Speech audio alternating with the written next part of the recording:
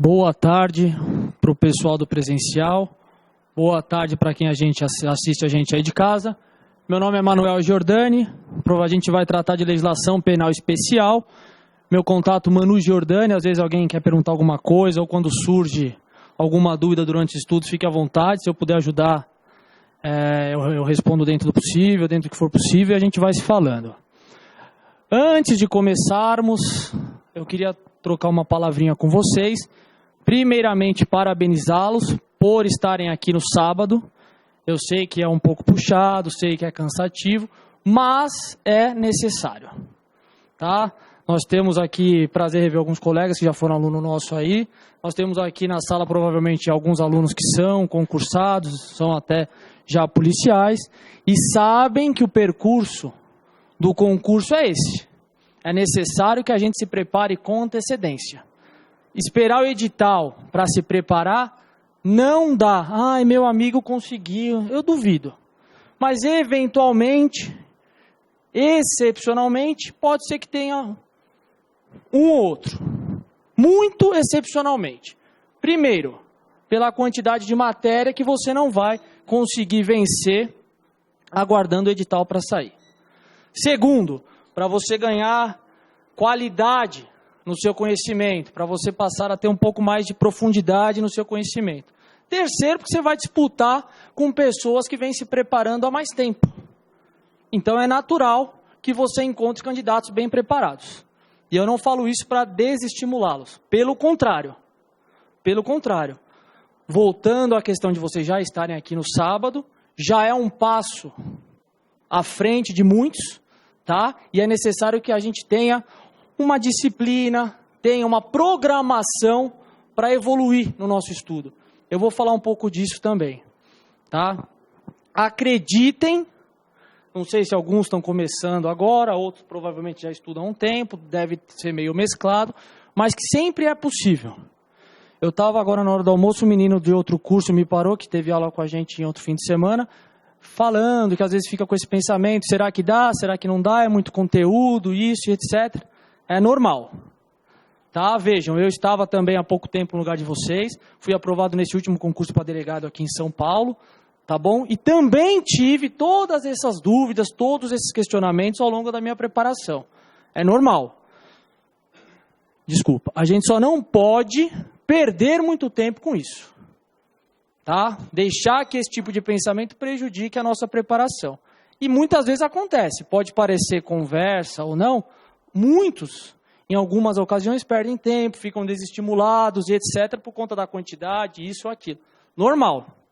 A minha primeira prova foi no Espírito Santo. Eu nem posso voltar lá, que eu acho que eu estou devendo o ponto lá. Se jogar meu CPF no sistema lá da prova, eu acho que eu perco o ponto até aqui. Normal. Falei, meu Deus do céu, como que eu vou conseguir chegar naquela nota de corte, 70%, 68%, 75%? Normal. Tá? É que a gente, às vezes, é muito imediatista. E, infelizmente, o concurso não é assim. Tá? É uma programação feita a médio e a longo prazo. E nós temos todo o tempo para chegar na próxima prova com condição de passar.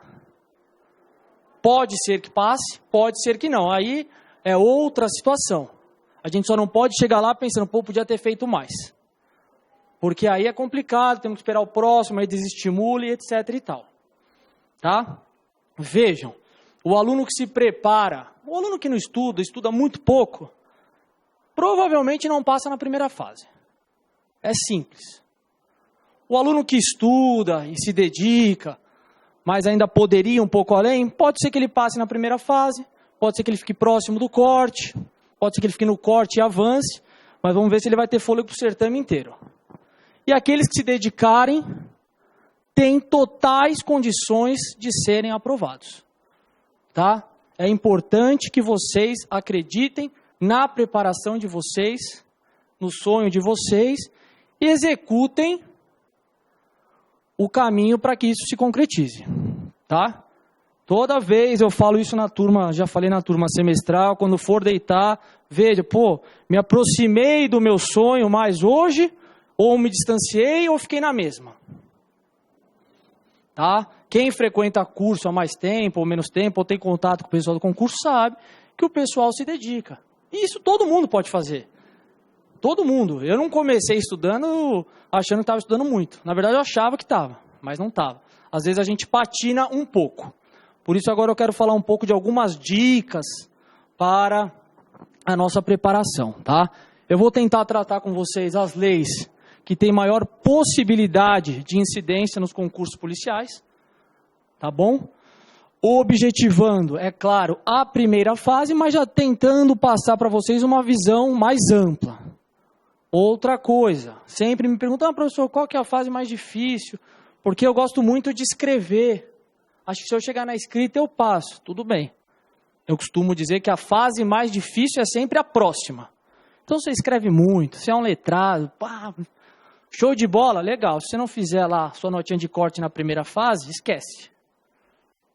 Tá? Então sempre objetivem a próxima fase, o próximo passo. Lógico, a visão é da aprovação no concurso inteiro. Mas vamos caminhando um passo de cada vez. Tá bom? Posto isso, primeira coisa importante. Leitura da lei seca. Eu não digo nem que é importante, é indispensável. É indispensável que o candidato tenha um bom conhecimento da lei seca. O que eu ouço? Eu estou lendo lei seca, meu amigo está lendo a doutrina de não sei o quê.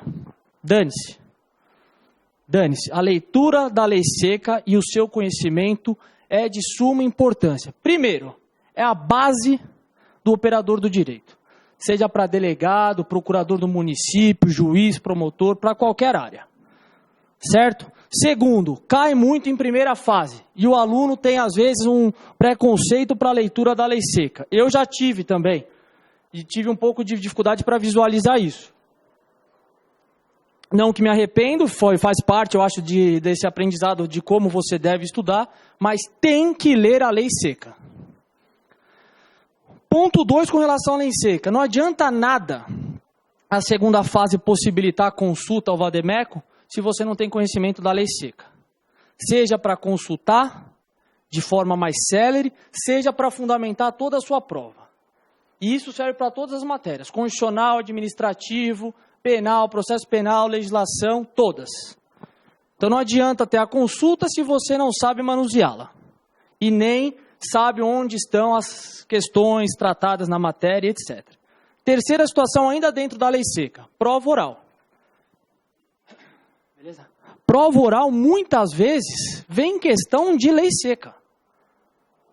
Além de vir questão de lei seca, eventualmente você citar um dispositivo legal, você citar uma legislação específica, vai diferenciar a sua apresentação de outros candidatos. Então a lei seca é a base e vai servir para o certame inteiro. Inteiro. Muita gente fica com isso, não leio lei seca, não leio lei seca, bobagem, bobeira. Leiam. Leiam juntamente com o material de vocês e também criem por hábito a leitura da lei seca de forma isolada. Não precisa ser logo no início, mas depois de um tempo de preparação vocês tenham esse hábito. Desde o início, pelo menos junto com a matéria.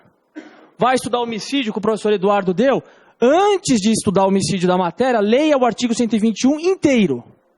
Depois, conforme for estudando e a matéria for citando algum artigo, algum dispositivo, você leia o caput, leia o parágrafo primeiro, leia lá o que for citado. Tá bom? Por exemplo, eu fiz uma época de divisão da Constituição, por exemplo. Se você fizer uma divisão de 10, 15 artigos por dia, em 20 dias, 15 dias, 22, você vai matar a Constituição. E lá vai ter constitucional, vai ter administrativo, vai ter penal, vai ter processo penal, vai ter tudo. CP, parte geral, mesma coisa. Dá para você dividir em 2, 3, 4 blocos no máximo. Uma semaninha você leva a parte geral, independentemente do seu cronograma de estudo. CPP, mesma coisa. Legislação, mesma coisa. Tá bom? Segundo ponto importante. Caderno. Eu sei que às vezes fica puxado, são aulas de 1h30. O método de ditar eu acho extremamente válido. Eu, particularmente, fiz o curso aqui, quando me preparava, e gostava desse método. Às vezes é um pouco cansativo, principalmente para quem está à mão. Eu fazia à mão, não consigo fazer no computador, não consigo acompanhar. Mas é importante. O aluno tem que só prestar atenção e anotar. Acho válido, tem gente que prefere, eu prefiro o método explica e dita, porque você vai fazer o seu material. E é importante que faça um bom caderno.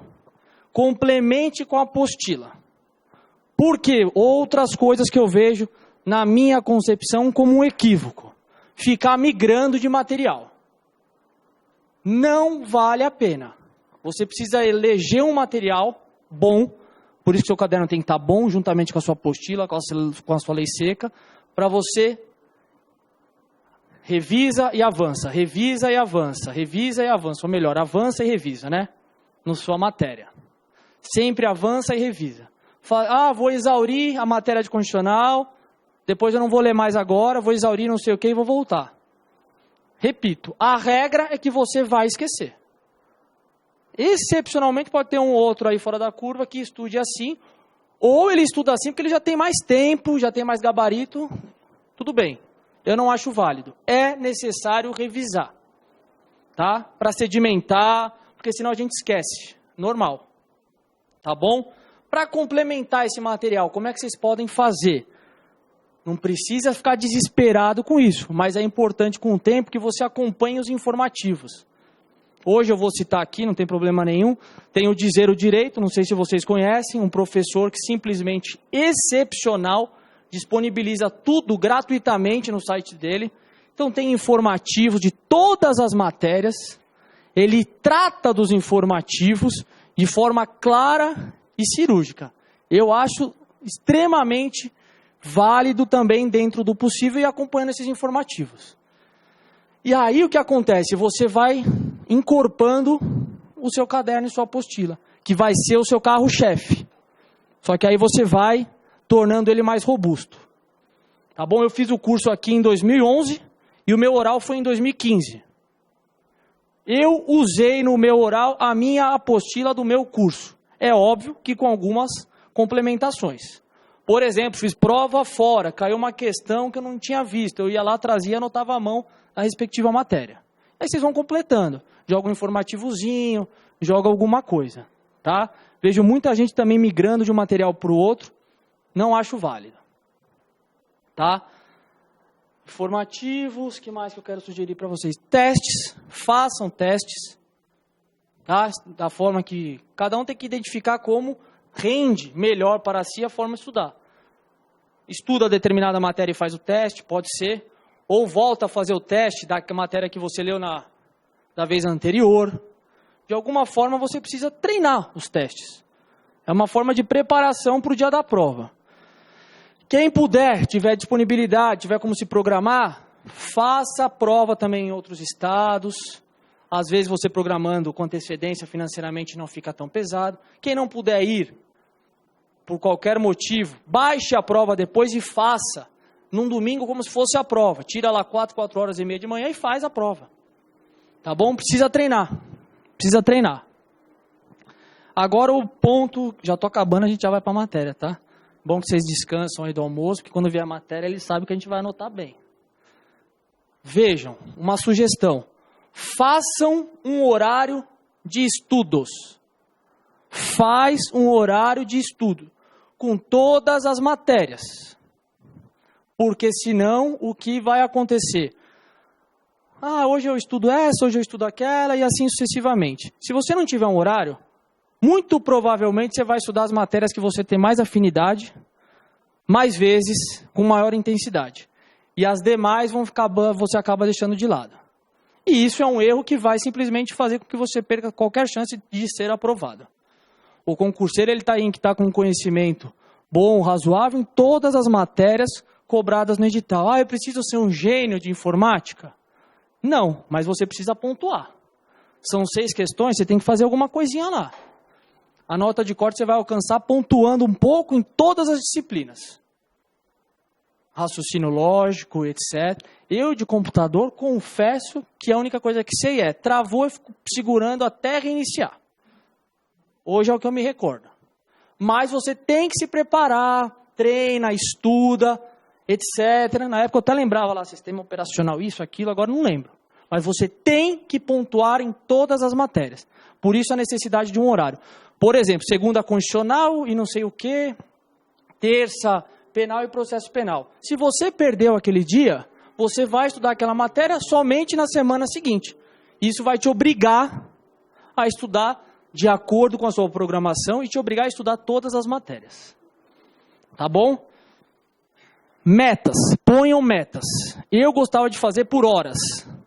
Tem gente que gosta de fazer meta por quantidade de matéria. Por exemplo, hoje eu vou tentar exaurir prisão temporária e interceptação da comunicação telefônica. Eu fazia por hora que me obrigava um pouco mais. Para mim era mais produtivo.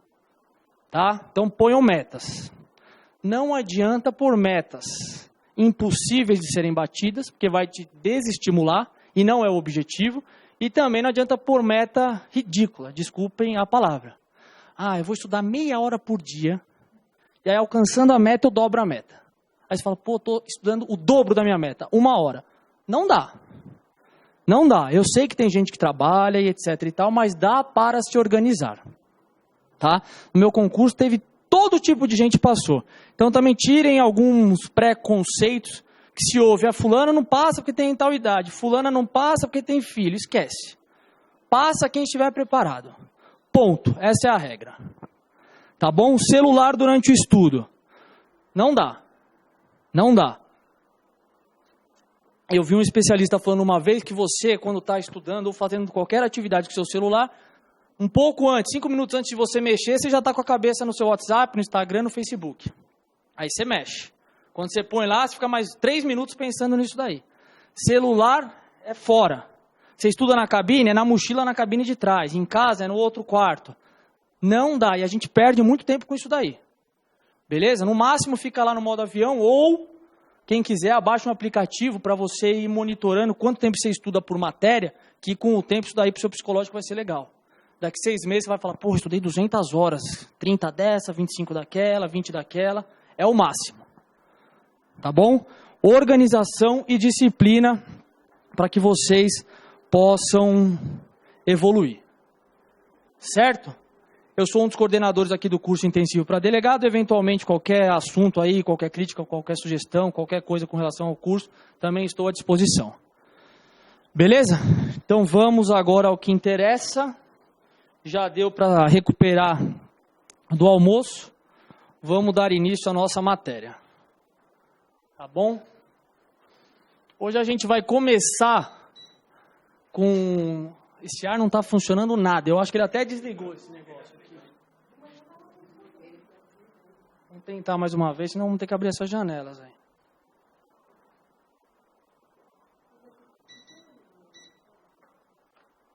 Vamos ver se ele volta. Voltou.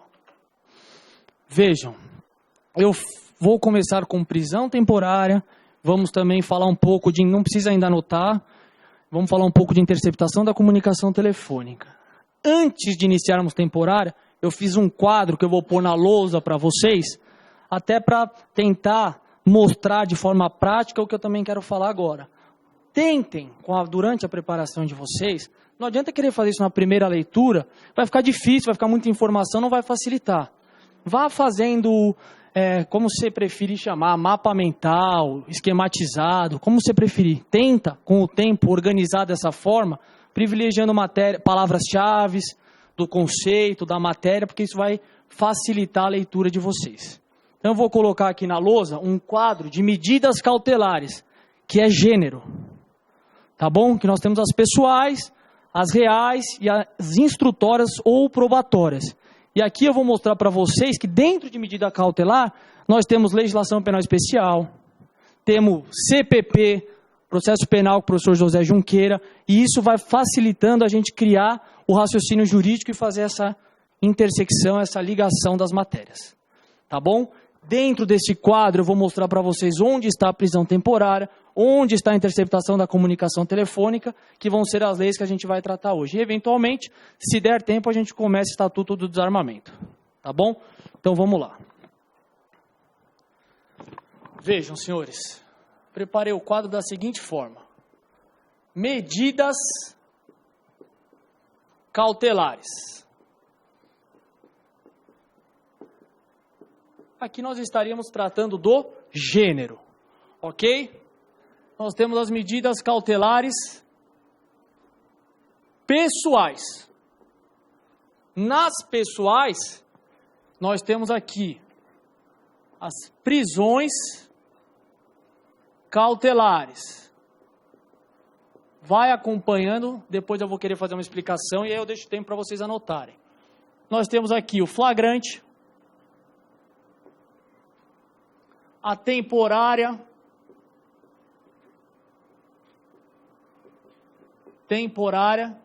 primeira lei que a gente vai estudar, tá bom? Preventiva, acho que eu vou deixar essa porta aberta, hein? Bom, se alguém estiver próximo de alguma janela e quiser abrir, fique à vontade, viu? Preventiva domiciliar. Depois eu repito aí quem não tiver com dificuldade para entender a minha letra.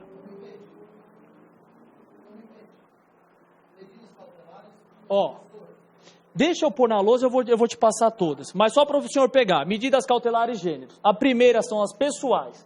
Dentro das pessoais nós temos as prisões cautelares. Quais são as prisões cautelares no nosso sistema?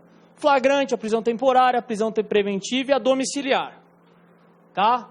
Dentro ainda das pessoais, nós temos as cautelares diversas da prisão.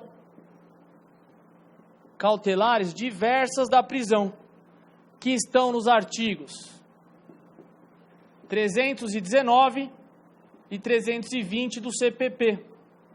Por exemplo, tornozeleira eletrônica, proibição de se aproximar de determinadas pessoas, de frequentar determinados lugares, são medidas que devem ser privilegiadas antes da decretação de uma prisão cautelar. Tá bom? E ainda dentro das pessoais, nós temos aqui a liberdade provisória. Liberdade provisória. Ela vai ser determinada quando não houver a necessidade de manutenção, por exemplo, de um flagrante. Ele foi válido, mas ele não é mais necessário. Tá? Então aqui nós temos as medidas cautelares pessoais, que se dividem em prisões cautelares, que se dividem nasquelas 4 possibilidades, as diversas da prisão e a liberdade provisória. Nós temos as reais, que são as chamadas, essa lousa é pequena, cara, medidas assecuratórias. O que nós temos aqui nas medidas assecuratórias, pessoal? Processo penal, sequestro de bens, hipoteca legal e arresto. Sequestro de bens, hipoteca legal e arresto. Essas medidas estão previstas nos artigos 125 e seguintes, SS, né, e seguintes do CPP. E nós temos ainda as medidas cautelares como gênero, instrutórias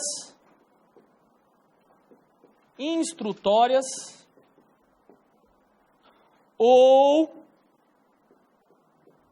probatórias.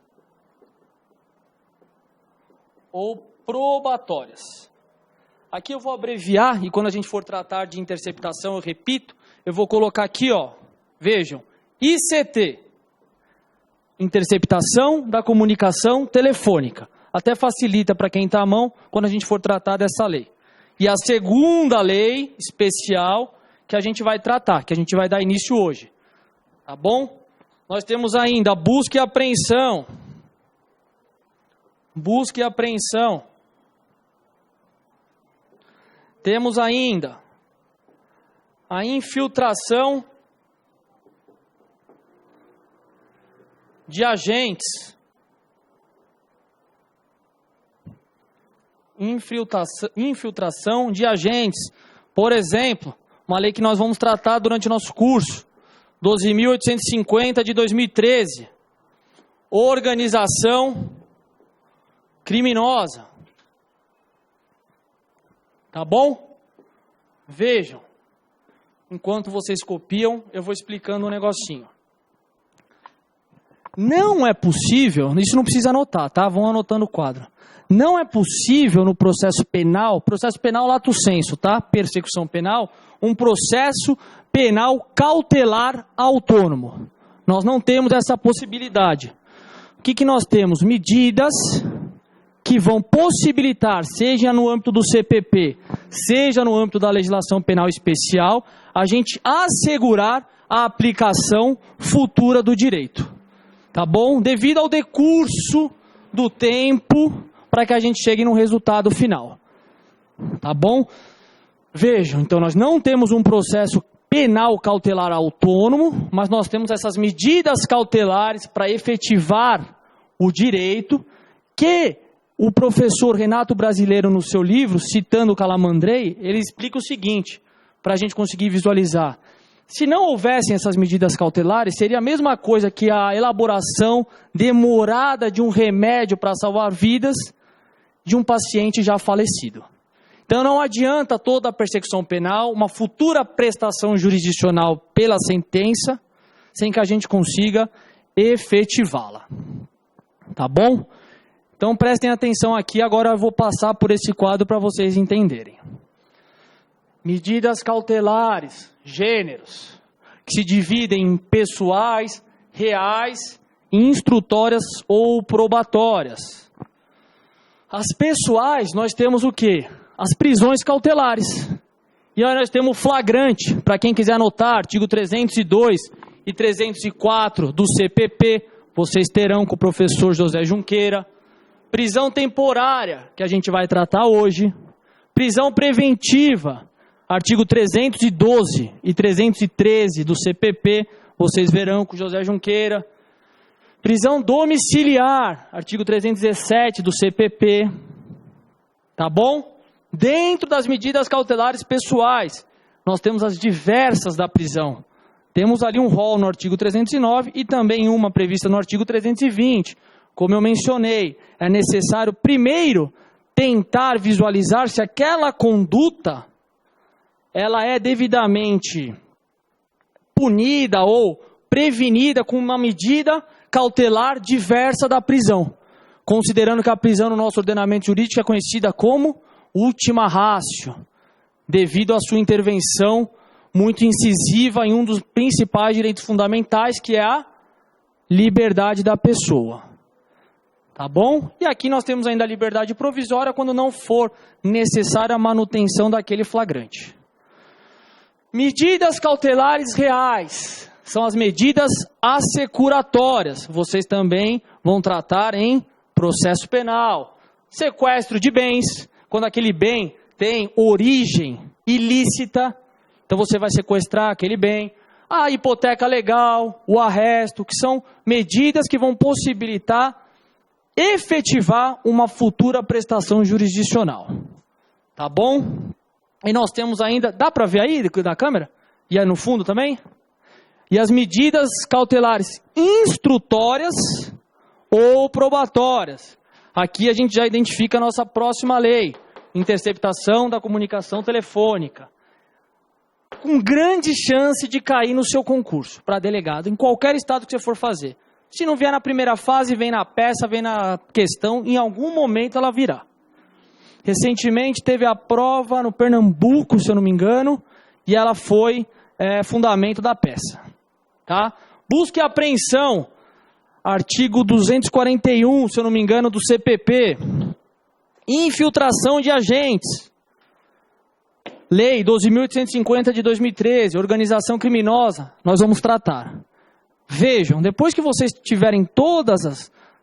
Tratarmos de temporária comigo, interceptação, infiltração de agentes, organização criminosa, tiverem visto com o professor José Junqueira, flagrante, preventiva, cautelares diversas da prisão, tiverem já um conhecimento dessa matéria, vocês vão ver que visualizando isso daqui, a quantidade de informação que vocês resgatam.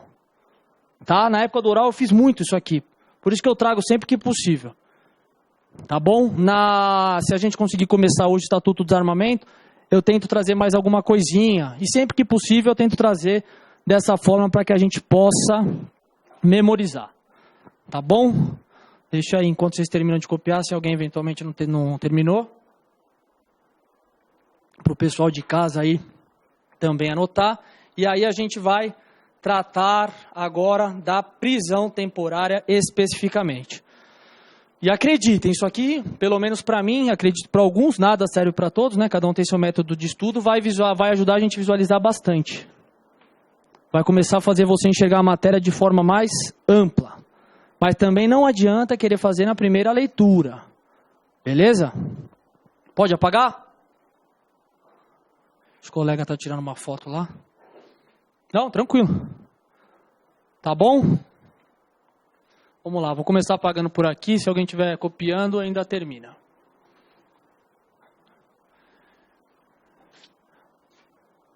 E eventualmente, se durante a matéria, quando eu estiver editando, alguém perdeu, se tiver rápido, me avisa. Não tem vergonha de avisar, de falar que perdeu, para não ir embora com o caderno incompleto, hein? Por favor. E outra coisa que eu esqueci de falar enquanto eu apago aqui. Saudações corintianas. E tem um detalhe. Embora a gente viva e eu respeite muito, né, a democracia, na sala de aula falaremos exclusivamente do Corinthians. Tá bom? Vamos lá. Coloquem aí. Lei 7.960/89. Lei que trata da prisão temporária. Lei que trata da prisão temporária. Outra coisa importante, já falei também para a turma do semestral. Legislação penal especial na prova, no seu módulo específico, pelo menos de acordo com o último edital, foram 6 questões. Isso aqui pode vir cobrado em processo penal. E outros procedimentos de leis, drogas, GCRIM, etc., pode eventualmente estar em processo penal. Então, cuidado com essa divisão de, eu vou só pelas matérias que tem mais e tem menos. Saiba estudar o edital. Vê lá quando coincide legislação lá em processo penal, etc., para não cair nesse erro. Tá bom? Vamos lá. Presta atenção aqui, eu já dito. Como nós anotamos, a prisão temporária é uma medida cautelar excepcional de caráter pessoal. Tá? Considerando que num Estado democrático de direito, como eu havia mencionado, a privação da liberdade é uma medida muito incisiva em um dos direitos fundamentais. Um dos mais importantes, talvez, juntamente com a vida e outros. Tá bom? Então é necessário que os agentes estatais, vocês futuramente, para quem ainda não é policial, tenham estrita observância aos princípios constitucionais e legais para promoção de uma medida dessa natureza. Por exemplo, o direito ao silêncio, a integridade física e moral do preso, entre outras situações. Tá bom? Vamos anotar esse primeiro ponto e a gente já avança. Logo embaixo. Trata-se de medida cautelar excepcional. Medida cautelar excepcional. De natureza, qual que é aquela primeira que a gente colocou? Isso, pessoal. De natureza pessoal. Em que o Estado, fiz uma meleca com a água aqui, em que o Estado se vale de instrumento extremamente gravoso,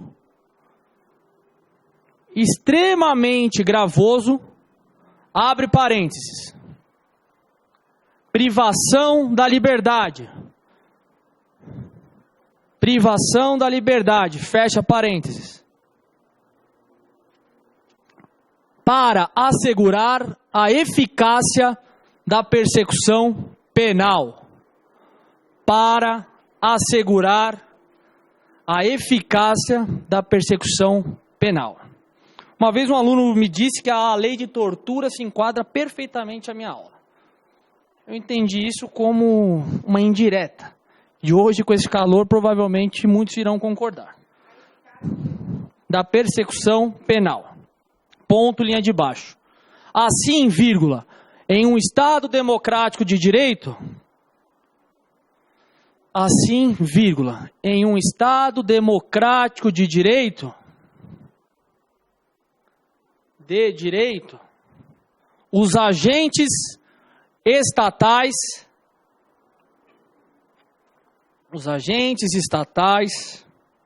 devem estrita observância aos princípios constitucionais e legais,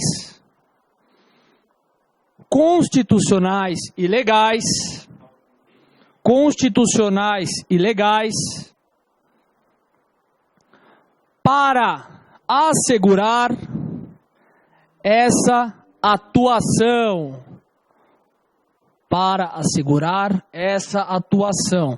Ponto. Exemplo. Já aprendam e comecem a abreviar quem está à mão. Exemplo é sempre assim, né? Exemplo, 2 pontos. Exemplo, respeito à integridade. Física e moral do preso.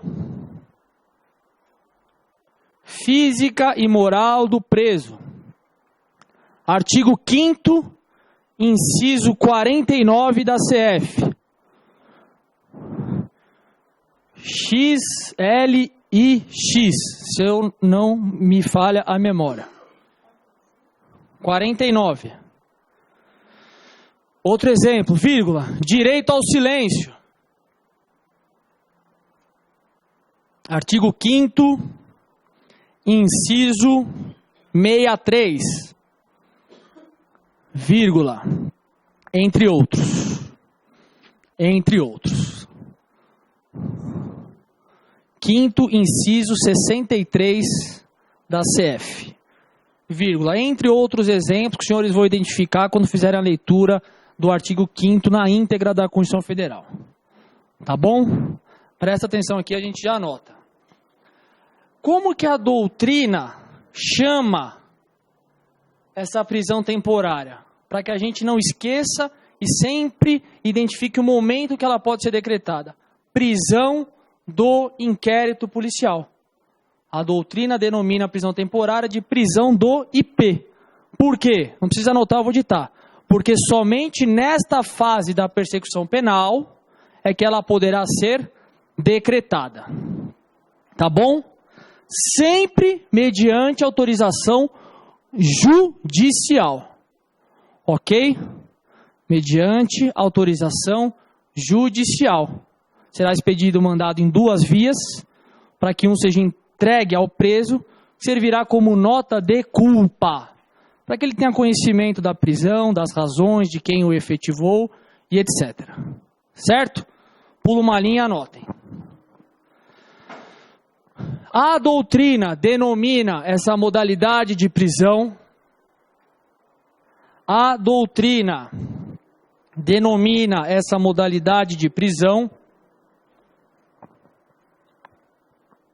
Como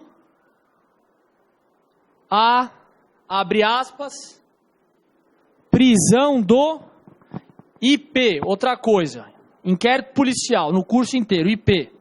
Só que depois vê se lembre da legenda para você estudar, né? Prisão do IP, prisão do inquérito policial, vírgula. Tendo em vista que somente nessa fase,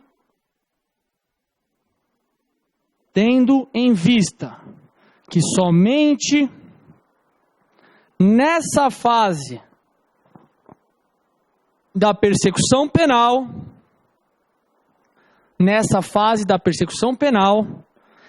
é que ela poderá ser decretada.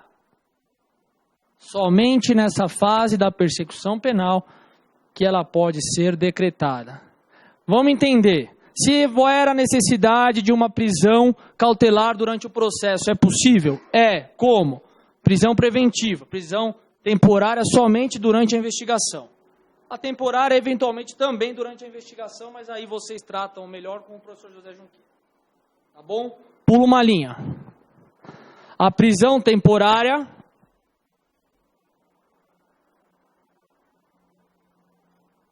somente pode ser executada, prisão temporária somente pode ser executada depois da expedição do competente mandado judicial. Competente mandado judicial. Artigo 2º, parágrafo 5º.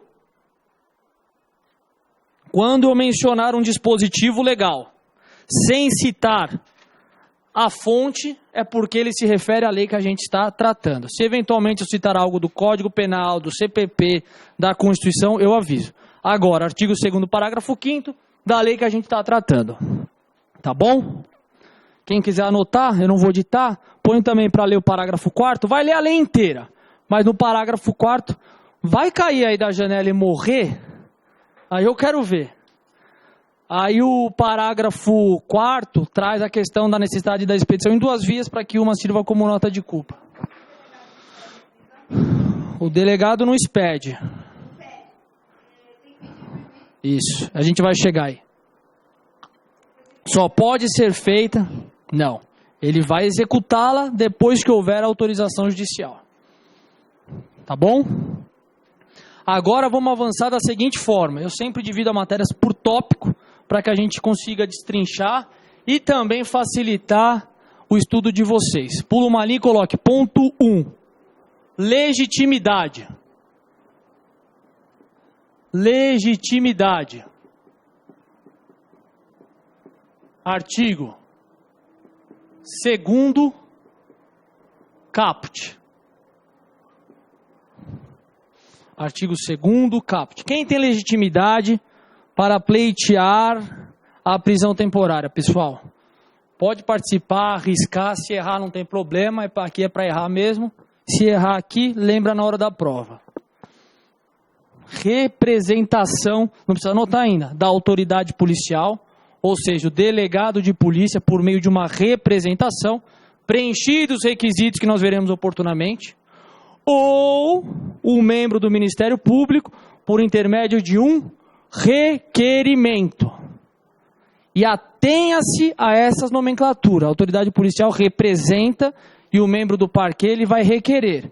Porque se na sua questão estiver invertido, é parecido. É parecido, mas está errado. Tá bom? Então, representação da autoridade policial, do delegado de polícia, ou requerimento do MP. Então, coloquem assim. Na linha de baixo, coloque uma bolinha aqui só para a gente separar. Linha de baixo, primeira bolinha. Representação da autoridade policial. Representação da autoridade policial. Coloque um hífen e anote. Nesta hipótese, o juiz, antes de decidir, ouvirá o MP. Quando for feito por representação da autoridade policial, o juiz, antes de decidir, abre vista para o membro do MP. Artigo 2º, parágrafo 1º. 2º, parágrafo 1º. Linha de baixo, segunda bolinha. Coloque. Artigo 2º, parágrafo 1º. Não na segunda bolinha, estou repetindo para a colega. Segunda bolinha, requerimento do MP.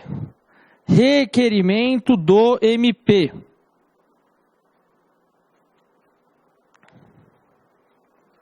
Tá bom?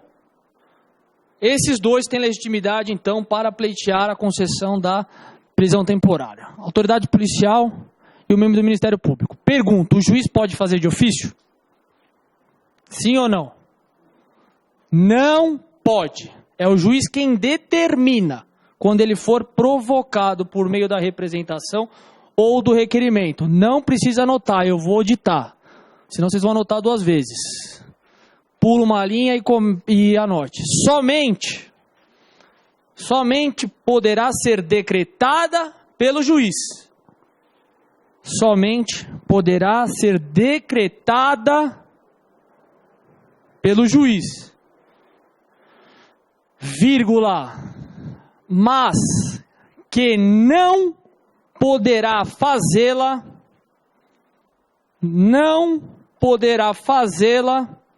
de ofício. Não poderá fazê-la de ofício. Tá bom? Fica tranquilo, quando eu estiver explicando, presta atenção. Quando for para anotar, eu falo que aí a gente caminha junto. Vejam, qual que é o prazo para que o juiz decida acerca da representação ou do requerimento? 24 horas, tá bom? A contar do recebimento ou da representação ou do requerimento. Certo? Anote aí. O despacho que decretar a prisão temporária,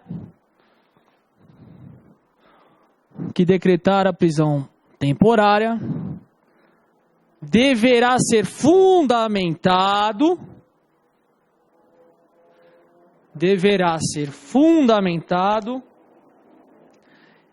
e prolatado no prazo de 24 horas. Vírgula. Contadas a partir do recebimento. Da representação ou do requerimento. Artigo 2º, parágrafo 2º. Certo? Vamos lá. Vamos avançando. Pula uma linha, ponto 2. 2º, parágrafo 2º. Pula uma linha, próximo tópico, ponto 2. Prazo, pessoal. Prazo da prisão temporária. Qual que é o prazo da prisão temporária, senhores e senhoras? Quantos? Perfeito. Vejam, o prazo será de 5 dias, prorrogável por igual período em caso de extrema e comprovada necessidade. Certo? Esse é o texto da lei. No entanto, o juiz poderá fixá-lo em período menor, caso entenda que não há necessidade dos 5 dias. E a decretação do primeiro prazo vincula a prorrogação. Tá bom? Presta atenção. Isso aqui eu vou explicar agora, mas a gente vai anotar em outra aula para não fazer confusão. A Lei dos Crimes Hediondos, 8.072 de 90, também prevê a possibilidade da prisão temporária. E como uma das consequências da hediondez, nós temos um prazo de prisão temporária diferenciado, que vai ser de 30 dias prorrogável por igual período. Tá bom? Então presta atenção. Lei de prisão temporária, prazo, 5 dias prorrogável por igual período. Mas existe a possibilidade dela ser decretada por 30, prorrogável por igual período, lá nos crimes hediondos, só que eu vou anotar só lá para a gente não fazer confusão. Quando a gente for falar lá, eu menciono de novo o prazo daqui. Beleza? Anotem aí. A prisão temporária cria uma forma de abreviar também prisão temporária.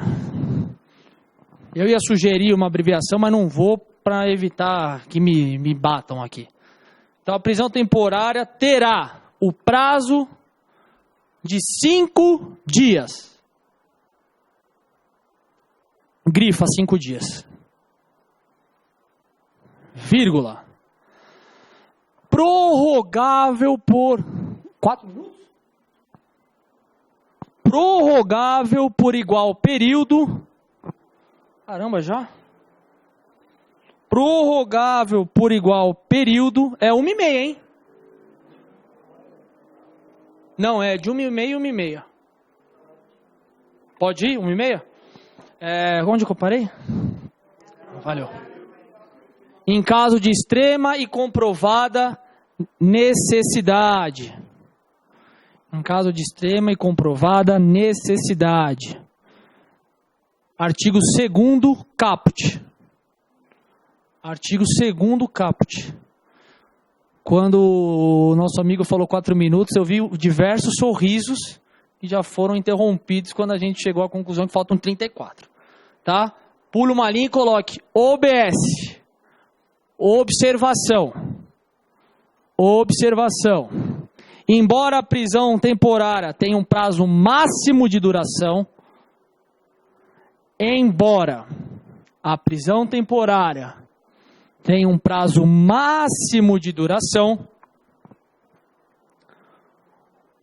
o juiz pode entender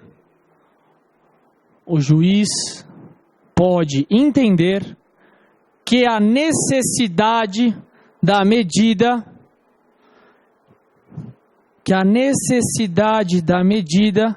se justifica por um período menor.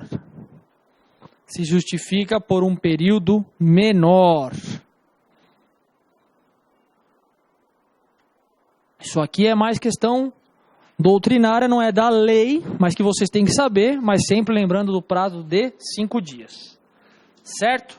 Vejam, a lei estabelece que expirado o prazo, seja ele de 5 dias, seja ele da prorrogação, a pessoa deve ser posta imediatamente em liberdade.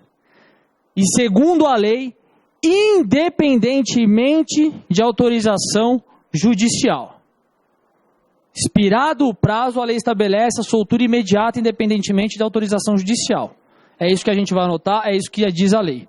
Mas é bom que vocês tenham conhecimento que muitas vezes, muitos delegados acabam se representando ou se manifestando à autoridade judicial para que determine a soltura para evitar algum desdobramento. Não há nenhum prejuízo, desde que isso seja feito antes de expirar o prazo, porque dado o prazo ele não pode ficar preso sem que haja, por exemplo, uma conversão em preventiva. Tá bom? Anotem aí.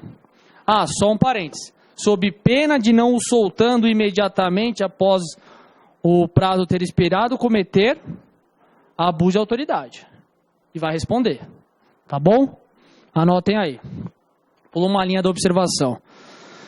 Decorrido esse prazo de 5 dias,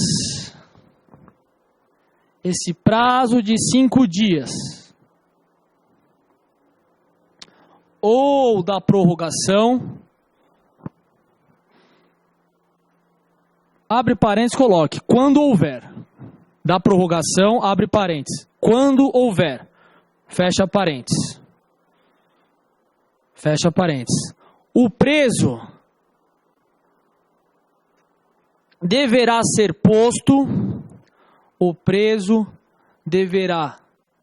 posto imediatamente em liberdade.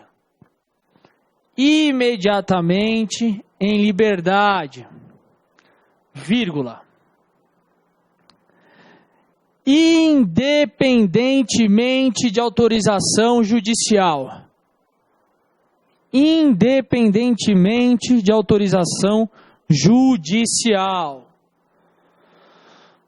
Vírgula, salvo se já tiver sido decretada,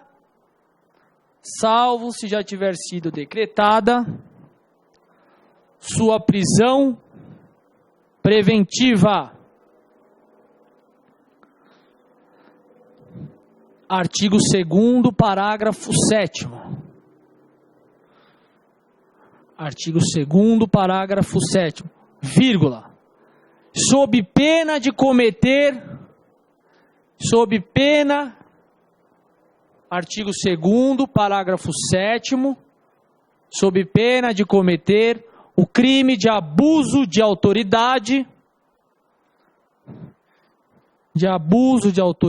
previsto no artigo 4º da Lei 4898/65. Depois vocês leiam isso daí em casa. Sob pena de abuso de autoridade, então, do artigo 4º da Lei 4898/65. Tá bom? Presta atenção, a gente vai anotar como forma de observação que o artigo 3º estabelece a necessidade de separação dos presos provisórios dos presos com condenação definitiva. Essa previsão também conta na LEP, no artigo 84 e no artigo 300 do CPP. Segundo a doutrina, é para evitar a promiscuidade dessa aproximação entre uma pessoa definitivamente condenada e aquela que teve sua privação da liberdade de forma cautelar. Tá bom? Cai isso daí, não dá para errar. Na prática, é para estar separado preso temporário de preso definitivo. Tá bom? Pula uma linha e coloque OBS. OBS. 2 pontos. Os presos provisórios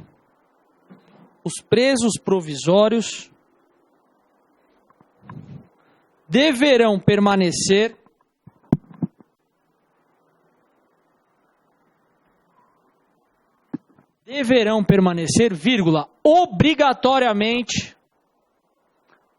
obrigatoriamente, separado dos demais detentos. Separados dos demais detentos. Artigo 3º desta lei. Artigo 84 da LEP, Lei de Execuções Penais. E artigo 300 do CPP. Todos esses diplomas trazem essa previsão. Tá bom? 84 da LEP e 300 do CPP, do Código de Processo Penal. A gente não vai anotar isso daí, mas para que vocês tenham conhecimento, se justifica essa situação para evitar essa aproximação dessas formas diferentes de prisão. Tá bom? Da definitiva e da cautelar. Certo? Alguma dúvida? Silêncio eu vou considerar como não. Vamos lá. Pula uma linha, ponto 3. Ponto 3. Requisitos. Requisitos. Presta atenção aqui.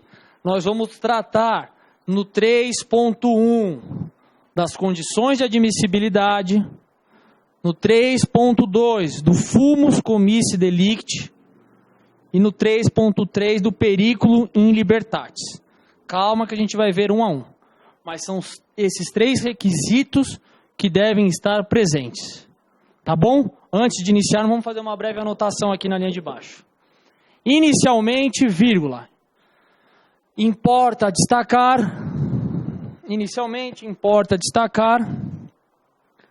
que qualquer modalidade de prisão,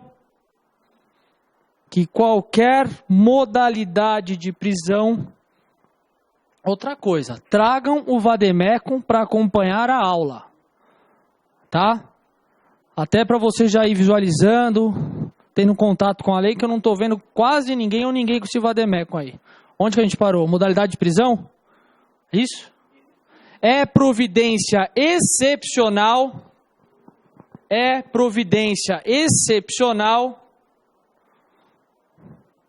no Estado democrático de direito. Vírgula. No Estado democrático de direito. Vírgula. Só sendo justificável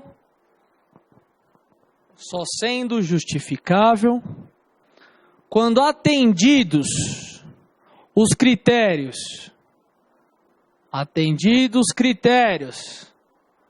de adequação,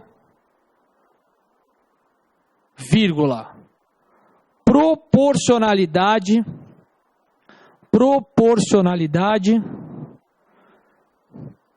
adequação, vírgula, proporcionalidade e preenchidos os seus requisitos. Ponto. Vamos agora destrinchar essas três situações. Pula uma linha, 3.1. Condições de admissibilidade. Escrevam por extenso aí. Condições de admissibilidade. Admissibilidade. Condições de admissibilidade. Senhores, vejam, o artigo 1º, inciso 3º, traz nas suas alíneas um rol de crimes que permitem a prisão temporária. Então, as condições de admissibilidade são os crimes previstos nas alíneas do inciso 3º.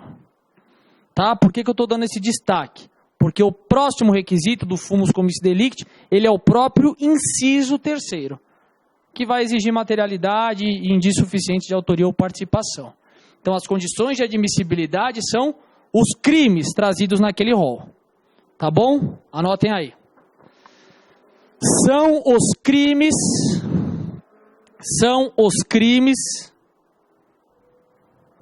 previstos no rol das alíneas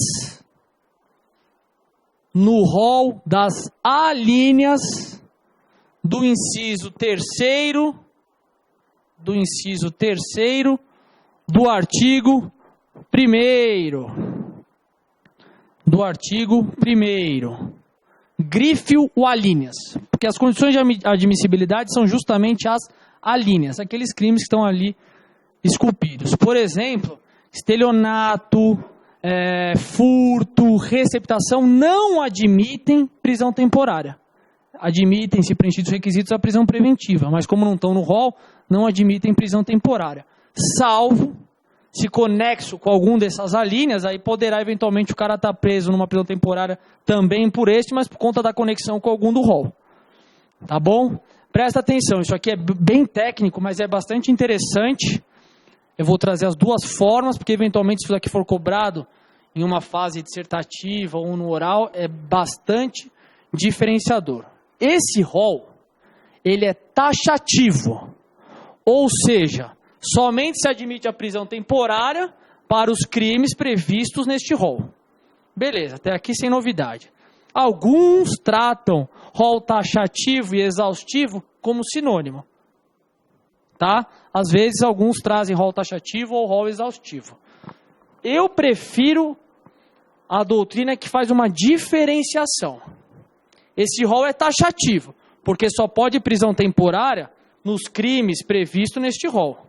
Mas ele não é exaustivo. Por que ele não é exaustivo? Porque ele não vai exaurir os crimes que admitem prisão temporária, porque como nós mencionamos, a lei dos crimes hediondos, 8.072 de 90, ela pode eventualmente, e o faz, trazer crimes outros que não esses. Então lá também temos um rol taxativo. E aquele também não é exaustivo, porque nós temos o daqui. Ficou clara a diferença? Taxativo, porque somente esses previstos na lei. Mas não é exaustivo, porque a prisão temporária também está prevista na 8.072 de 90. Ficou claro? Beleza? Sim ou não? Porque isso aqui é bem legal. Bem legal, porque às vezes pode, dependendo do examinador, se for mais técnico, trazer essa situação e vocês vão ter conhecimento. Mas aí tem que ver como é que é trazido. A gente fala que é exaustivo, é tratado como sinônimo essas duas nomenclaturas. Anote aí. Este rol é taxativo. E aí quando a gente tratar da 8.072 de 90, a gente vai repetir isso daqui, apontando essas questões, e vocês vão começando a visualizar. Esse rol é taxativo, vírgula, ou seja, exige expressa previsão legal para o seu cabimento. Exige expressa previsão legal para o seu cabimento. Não anota isso, só presta atenção. Como nós falamos, as alíneas, beleza? Vírgula, não sendo, vírgula, todavia, exaustivo,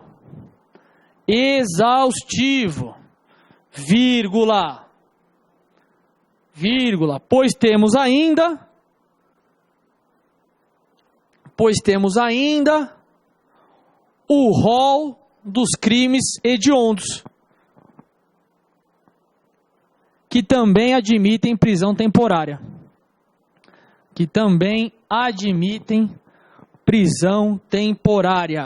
Prisão temporária. Certo? Pula uma linha, próximo requisito. Fumus comissi delicti. Fumus comissi delicti, está na lousa. Fumus comissi delicti. Veja, aqui a expressão é técnica e a que deve ser observada no direito penal e processual penal, diferentemente do fumus boniuris do direito civil e processo civil, que vocês devem saber melhor que eu lá. Tá bom? Aqui, o que é? É a existência de um crime, a materialidade, o crime existe, e indícios suficientes de autoria ou participação naquela infração penal, certo? É a fumaça do cometimento de uma infração penal. Tá bom? E aqui a previsão é no inciso 3º especificamente, que eu já vou ler a lei seca para vocês entenderem. Anotem aí, na linha de baixo. Fundadas razões de autoria,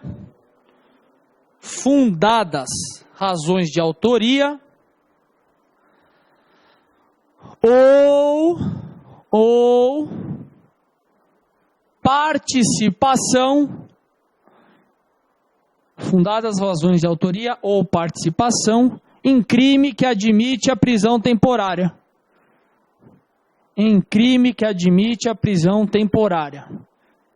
Vírgula, artigo 1º, inciso 3º. Artigo 1º, inciso 3º.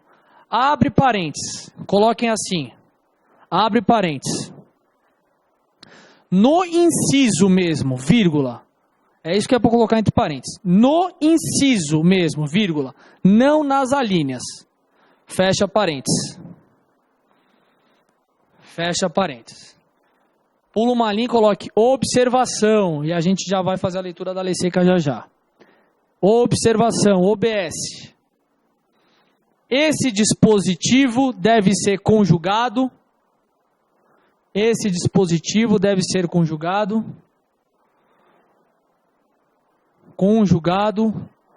Com o rol dos crimes hediondos.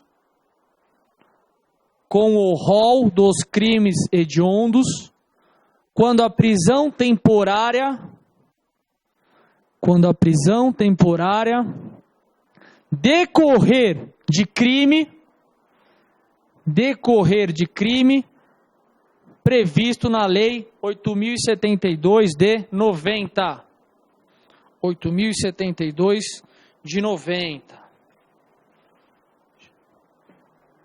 Vamos aqui identificar na lei seca esses dois requisitos que a gente acabou de ler.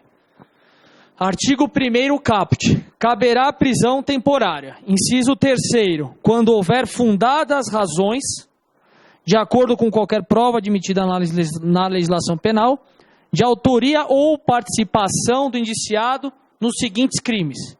Então aqui está o fumus comissi delicti. 2 pontos, aí traz o rol. Homicídio doloso, sequestro, extorsão. Aqui nós temos as condições de admissibilidade. Certo? Vamos lá, estamos caminhando para o fim de prisão temporária. 3.3, último requisito. Periculum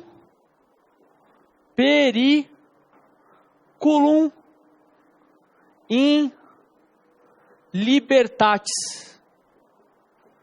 Periculum in libertatis. Pode. Espera aí, o colega vai fazer uma pergunta para a gente.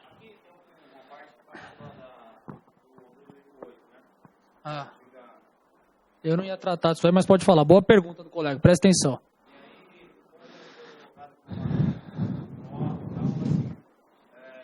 Aqui no hall, deixa eu trazer a sua pergunta aqui para a sala, já entendi. Aqui no hall nós temos na linha L, quadrilha ou bando, do Código Penal. Que agora não é mais quadrilha ou bando, porque exige a presença de... Quantos exigem agora?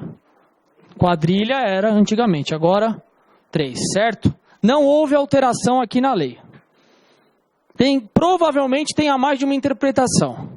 Eu sustentaria a seguinte: houve falta de técnica do legislador de não promover a alteração aqui. No nome, só que ocorre que a lei ela traz ao lado... Cadê? Artigo 288. Então, por uma interpretação sistemática, o artigo 288, agora com 3, continua a possibilitar a decretação de prisão temporária. Provavelmente você vai encontrar posicionamentos divergentes. Mas, por uma interpretação sistemática, considerando que aquele dispositivo foi alterado, essa lei traz artigo 288, embora traga o nome injúrios de quadrilha. Entendo que aplica-se ainda assim o 288 à prisão temporária. Normal. Normal.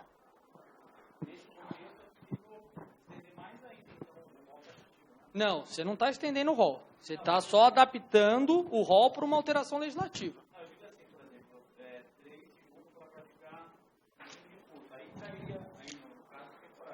O furto não admite, mas eventualmente com algum, como eu havia falado, do rol ele admitirá.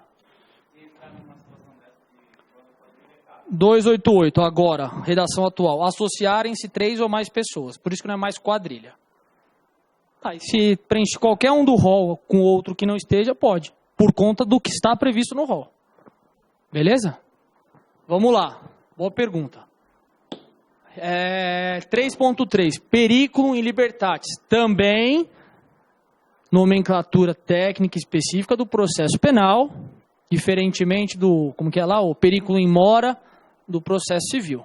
Aqui está ligado à necessidade da decretação da prisão temporária. A necessidade. Por quê? Porque o indivíduo solto pode vir a prejudicar a persecução penal. Certo? Porque o inciso 2º prevê a possibilidade, quando indispensável para as investigações, inciso 1º, perdão, e o inciso 2º traz 2 possibilidades. Quando ele não fornecer elementos para a sua identificação ou não tiver residência fixa. Ficou claro? Então a palavra-chave aqui, a necessidade, não precisa anotar ainda. Necessidade. Seja para as investigações, seja porque ele não possui residência física, ou porque não forneceu elementos necessários para a sua identificação. Anotem aí na linha de baixo. Está ligado à necessidade. Está ligado à necessidade de decretação desta medida. Coloque desta medida cautelar pessoal. Desta medida cautelar pessoal. Ponto. Continua na mesma linha. Decorre. Perdão? Perdeu? Não? Decorre ou do inciso 1º ou do inciso 2º. Se alguém não entendeu, me pergunte, hein? Ou do inciso 2º. 2 pontos. Na linha de baixo. Coloque assim, primeira bolinha. Inciso 1º. Inciso 1º. Está na lousa, coloquem. Quando imprescindível,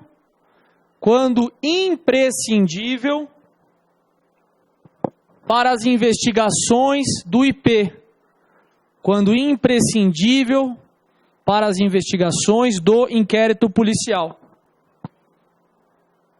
Certo? imprescindível para a investigação do IP. Linha de baixo. Inciso segundo. Inciso segundo. Quando o indiciado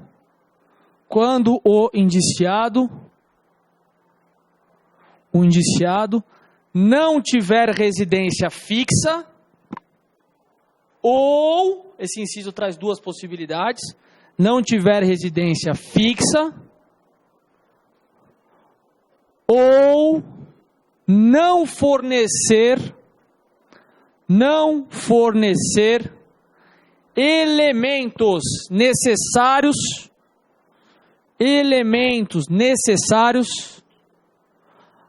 elementos necessários ao esclarecimento de sua identidade. Necessidade, então, por essas três razões que a gente acabou de anotar. Da sua identidade. Embora em dois incisos, o segundo traz duas possibilidades. Certo? Presta atenção aqui que eu estou vendo algumas carinhas que provavelmente sejam de dúvidas. Vamos entender como vamos aplicar isso daqui. É fácil. Entendimento majoritário. Como que eu vou identificar os requisitos para que possa haver a prisão preventiva? Então, primeiro, tem que ser um dos crimes previstos no rol. Um desses crimes. Certo? É extorsão? Beleza, preenchido esse requisito. Segundo, fumus comissi delicti. Tem a extorsão, a materialidade. Então tem que haver indícios de autoria ou participação. Tem indícios? Preencheu aqui. Então, condições mais esse, condições mais indícios de autoria ou participação. Beleza. Tem necessidade? Como que eu vou identificar? Se for imprescindível para a investigação, ou se ele não tiver residência fixa, ou não fornecer elementos para esclarecer sua identidade. Tem alguma dessas três? Tem. Então tá bom. Mais esse. Certo? Então, um dos crimes tem que ter indícios de autoria ou participação e tem que haver a necessidade ou para investigação, ou porque ele não tem residência fixa, ou porque não forneceu esclarecimento para sua identidade. Ficou claro? Esse mais esse mais esse. E aqui alternadamente. Essa é o entendimento que prevalece. Só para que vocês tenham conhecimento. Tem gente que fala, qualquer um dos três pode. Isso aqui, se você sustentar isso aqui, vão achar que você está zureta. Outros dizem, preenchido esse, parecida com a que prevalece. Preenchido esse e preenchido esse, com todos. Descarta. Tá bom? Então prevalece o que nós acabamos de mencionar. Esse, observado alguma dessas três situações. Certo? Para a gente encerrar, a gente vai fazer uma observação que é necessário que toda a comarca tenha um plantão permanente de 24 horas do MP e do Judiciário para eventual necessidade de decretação dessa medida. Certo? Então, para que a gente se atente àquilo que eu falei, aos princípios constitucionais e legais e da necessidade de uma autorização judicial, é necessário que tenha um plantão permanente 24 horas por dia. Certo? Pula uma linha e coloque OBS, e aí a gente encerra. OBS. Em todas as comarcas,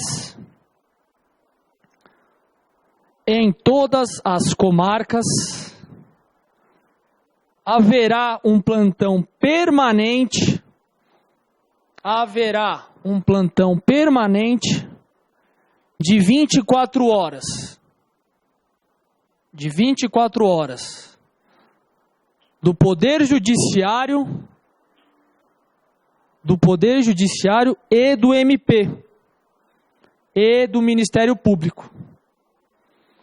Para apreciação dos pedidos de prisão temporária. Para apreciação dos pedidos de prisão temporária. Artigo 5º desta lei. Artigo 5º desta lei. Ponto. E aqui a gente encerra a prisão temporária. Isso que os senhores anotaram devido àquela necessidade de observância dos preceitos. Perdeu aí? Não? Diga.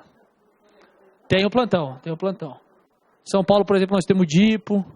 Se você precisar, você vai conseguir, vai ter um juiz de plantão permanente, um membro do MP. Tá? Isso para que a gente, então, se atente aos princípios constitucionais e legais. Não há possibilidade de uma prisão temporária sem autorização judicial. Então, sem esse plantão permanente, inviabilizaria essa situação. Então, a lei estabelece essa necessidade. Beleza? Deixa eu abrir um pouco essa porta. Te atrapalha? Acho que não dá. Por causa da outra sala. Vejam, só mais uma coisa. Voltando, até para vocês descansarem um pouco aí a mão. Sempre que for estudar, eu lembrei disso daqui. Sempre que forem estudar, numa primeira leitura, não grifa nada, não anota nada, não acrescente nada. Por quê? Provavelmente, no seu primeiro contato com determinada matéria, por mais que você já estude, se você for passar a estudar esse material, vai ter coisa que eventualmente você não tenha visto. E se você for marcar na primeira leitura, você vai poluir muito o seu material. Isso vai prejudicar o seu andamento na medida que você, para revisar, vai ver muita coisa grifada, anotada, colorida. Então, faça a primeira leitura. A segunda, da mesma forma, não anote, não grife. Isso até é um método do professor Flávio, que ele fala do avançar e revisar, sem essas primeiras anotações, e comece a fazê-lo na terceira leitura. Por quê? Porque você vai ver que tem coisa que na primeira leitura você ia ter riscado, marcado, que você pegou, que você lembra, que talvez se você lesse numa questão de prova você ia lembrar. E aí isso facilita, com o tempo, uma revisão mais célere, porque você vai naquilo que de fato é o ponto X da matéria, é o ponto X da questão. Eu sei que é difícil, eu, por exemplo, sempre gostei de estudar com papel, com caderno, com apostila, com livro, e de anotar, etc e tal. Mas tentem fazer isso, vocês vão ver que ajuda. Na hora que vocês já estiverem revisando, avançando, vocês vão ver que é melhor. Beleza? Prisão temporária é isso daí que a gente tinha para ver. Vamos começar rapidamente interceptação da comunicação telefônica e a gente para fazer um intervalo. Esse calor está matando. Não só vocês, acreditem. Diga.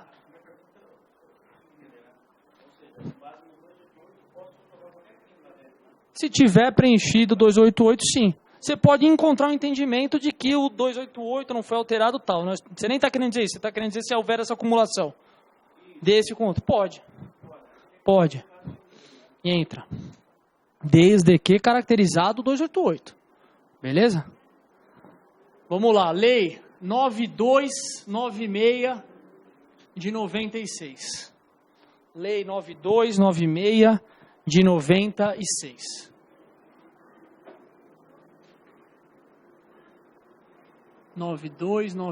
de 96. Lei que trata da interceptação da comunicação telefônica. E como eu havia mencionado, eu vou repetir muitas vezes a interceptação da comunicação telefônica. Já criem o hábito. ICT. Interceptação da comunicação telefônica. Quando eu falar ICT, interceptação da comunicação telefônica. Tá bom? Prestem atenção. Como regra, aí já vira ficha, hein? Saímos de prisão temporária. Como regra, a interceptação da comunicação telefônica, pela nossa Constituição, ela é inviolável. Essa é a regra. Porque também é uma medida gravosa que você vai invadir a privacidade e a intimidade das pessoas. Certo? Então, para que ela seja autorizada também pelo juiz, vai ser necessário o preenchimento de alguns requisitos, que a gente já vai ver logo depois do intervalo. Tá? E o verbo interceptar, o que significa esse verbo para que a gente entenda a estrutura da lei? É captar a comunicação alheia, entre 2 ou mais pessoas, tomando conhecimento do seu conteúdo. Tá? Parece óbvio, mas nós vamos entrar nas questões dos dados, se eles dependem de autorização judicial ou não, o que são dados para essa lei. Ligações pretéritas, precisa de autorização judicial. Horário de chamada, precisa de autorização judicial. O Supremo entende que não, porque não está aí incluído o interceptar. Beleza? Vamos anotar só uma coisinha e a gente faz o intervalo. Coloque aí na linha de baixo. A comunicação telefônica,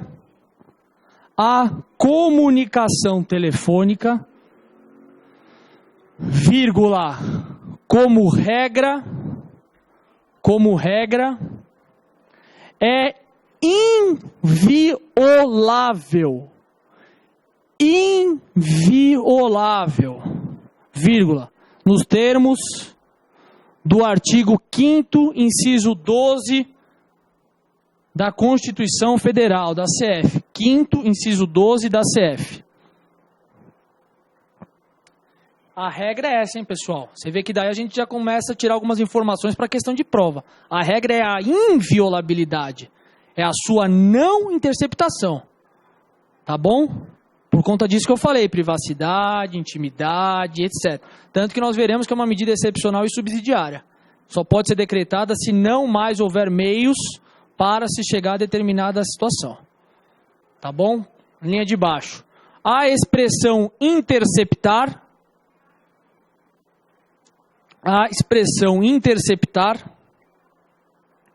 deve ser compreendida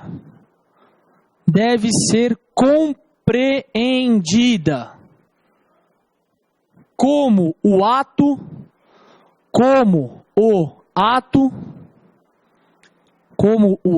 de captar a comunicação alheia,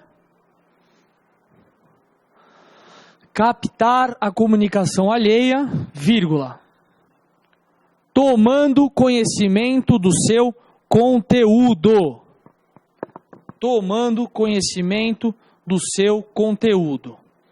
Ponto. Até aqui, claro, sem novidade. Vamos fazer um intervalinho. Daqui 10 minutos a gente volta. Valeu, obrigado.